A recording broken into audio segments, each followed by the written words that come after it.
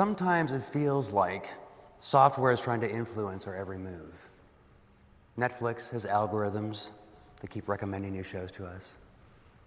Our phones filter the news, selectively promoting some stories over others. Websites rummage through our personal information until, surprise, there's a pop-up ad targeting what you're just looking at. But what if I told you that this kind of experience of software nudging our attention and behavior doesn't just happen in the world of entertainment and marketing. It happens inside your own head, nearly every moment of your waking life. Because the brain has software of its own, psychological software that evolved by natural selection to provide the mind with a steady stream of suggestions about what is real, what to think, how to feel, and how to respond. This is the human mind, as revealed by the science of evolutionary psychology. Just as a computer without software wouldn't know what to compute, so too does the brain need software. And these internal programs are psychological adaptations that evolved to help us navigate the many challenges of survival and reproduction that humans faced over evolutionary history. Now, most of this operates unconsciously, but you can see its distinctive footprints in your everyday experience. Consider, for instance, that most of your thoughts and feelings are involuntary. Most of them you don't choose. That may sound counterintuitive, might sound crazy, but think about it for a moment. If it were so easy to choose your own thoughts and feelings, well, therapy would be a much shorter process. Right? Parents would always be patient with their kids. Being told to calm down wouldn't fail so reliably, and we wouldn't lie awake so many nights, struggling to turn off the mental chatter running rampant through our minds. Or consider this evolutionary footprint. If you've ever found yourself romantically attracted to someone, well, that's just it. You found yourself attracted. We can't choose whom to be attracted to and then will ourselves into a state of desire. No. Our evolved software generates these feelings outside of awareness. When we encounter people having qualities that were reliably associated with good mate choices in the past, the algorithm does the thinking for you. All you're consciously aware of is the output, that you feel attraction or you don't. Same goes for romantic jealousy. No one ever sits down before feeling jealous to think rationally and calmly about the situation and then decides, you know, I think jealousy is the right response in this situation. No, you catch yourself feeling jealous, right? Because an unconscious algorithm designed to protect the relationship is humming along outside of awareness.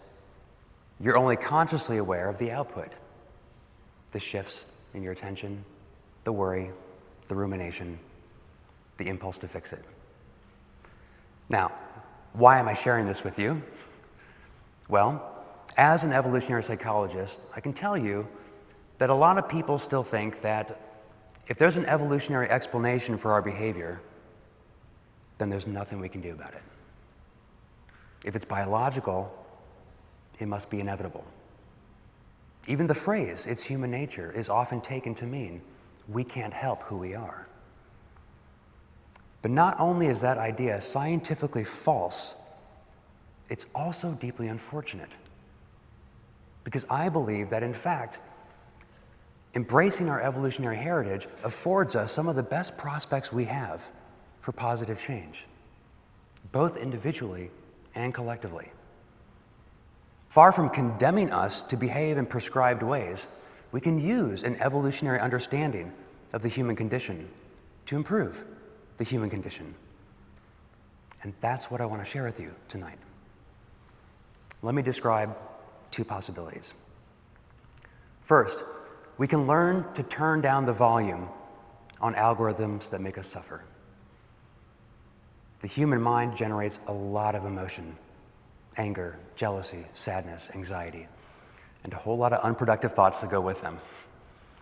Now, this will come as no surprise to therapists and people who practice mindfulness meditation. They are well aware how prone we are to distorted thought and exaggerated feeling. But there's added value in asking why the human mind would be prone to such distortion in the first place. And that requires an evolutionary perspective. If you want to change, it's good to know what you're up against. And if we know that our evolved software was not designed to make us happy or to show us the objective truth, but to provide the kind of distorted and biased perceptions that would have been adaptive in the past, then we can begin to tame their influence.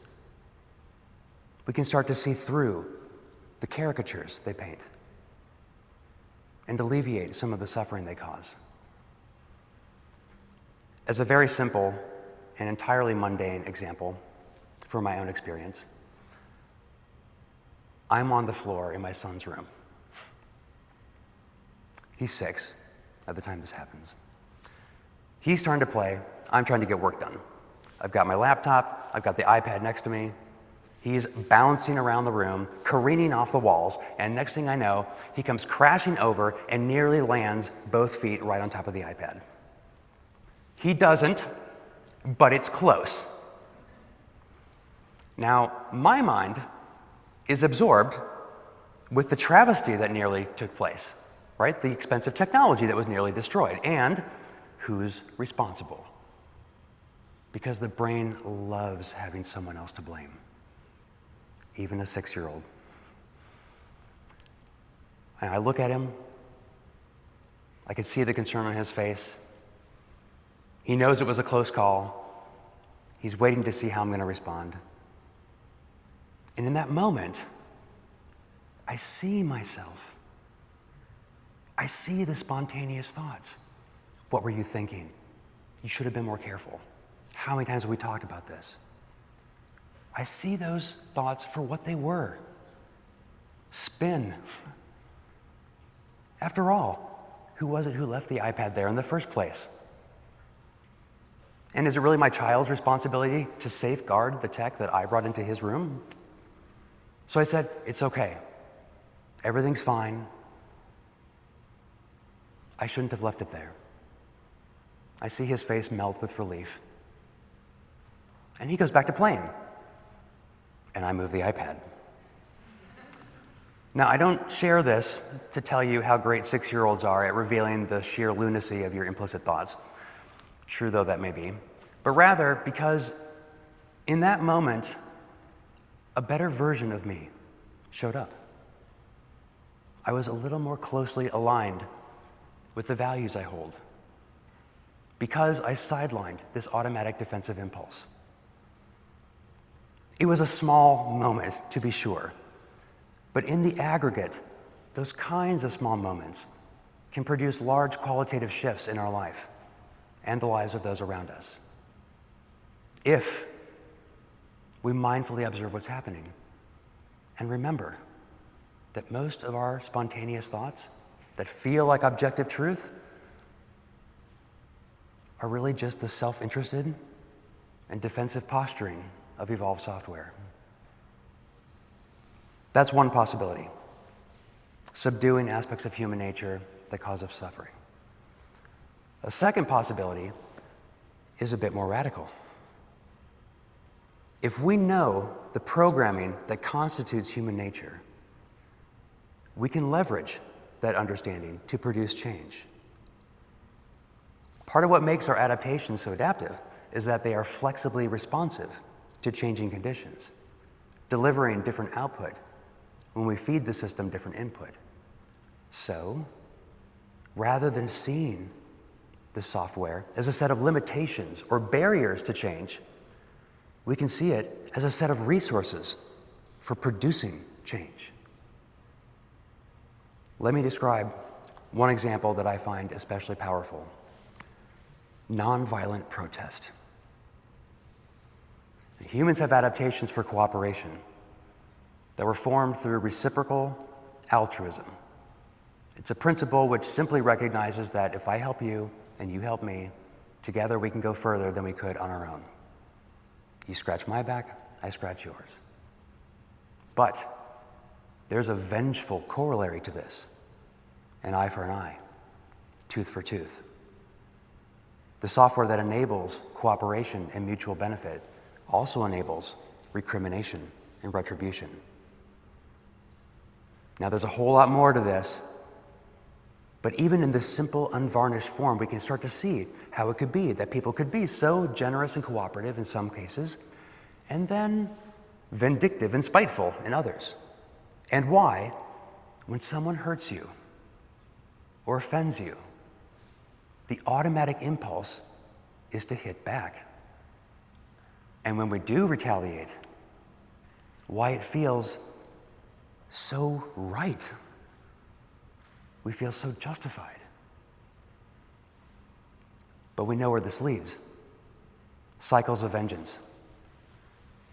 What we see as our own justified behavior is never perceived by the other side as proportionate or fair, and vice versa. And so round and round it goes, with neither side ever feeling that the grievance is settled. But what if we could turn this on its head? What if we didn't follow the impulse to retaliate? History provides some pretty interesting examples. Mahatma Gandhi, Nelson Mandela, Martin Luther King Jr., who, by the way, spoke right here in this chapel in 1957. When nonviolent protesters accept punishment without retaliating, it unbalances our intuitive sense of justice. And when there's a wide public audience, it can create imbalance for others too. By refusing to engage in the back and forth of offense and reprisal,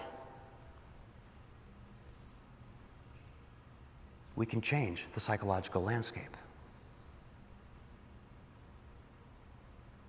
The moment a nonviolent protester becomes aggressive is the moment the cause is lost, because now the other side has all the justification it needs to continue their own aggression, and their algorithms will revert to what they were designed to do: justify behavior, place blame, absolve from responsibility.